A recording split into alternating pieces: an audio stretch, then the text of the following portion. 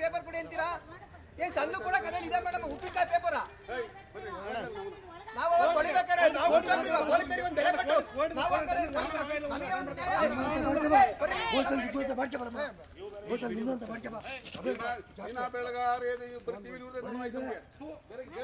ಮಾಡ್ಕೊಬನ್ನಿ. ಅದೇನಾರ ಮನೆ ಮೇಲೆ ಕಟ್ಕೊಳ್ಳಿ, ಪ್ಯಾಲೆ ತರ ಮಾಡ್ಕೊಳ್ಳಿ. ನೀವು ಯಾವ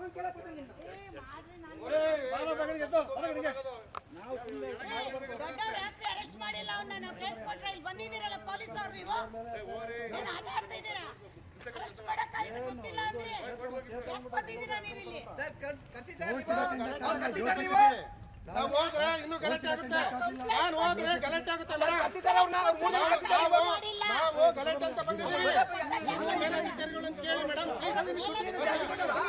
ದುಡ್ಡಿದ್ರೆ ಜಾಸ್ತಿ ಕೊಟ್ಟರೆ ನಿಮಗೆ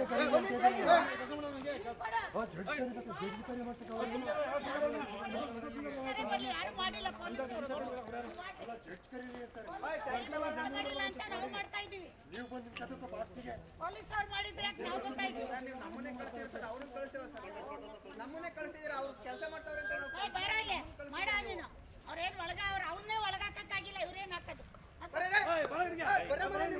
ಅಲ್ಲಿ ಹೇಳ್ತಾರ. ಬನ್ನಿ ಸರ್ ನೀವು ಸರ್, ಬೆಲೆ ಕೊಡ್ತೀವಿ ಬನ್ನಿ ಸರ್. ನೀ ಜಾಗ ಮೇಡಮ್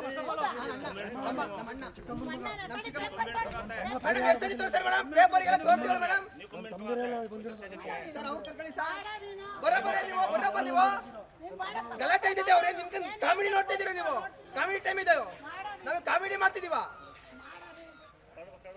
ಬರ್ರಿ ನೀವು. ನೀವು ನೋಡಿ, ನೀವು ಅರೆಸ್ಟ್ ಮಾಡಕ್ಕೆ ಅವನ್ನ ಬಿಟ್ಟಿದ್ದೀರಾ, ಇವ್ರನ್ನ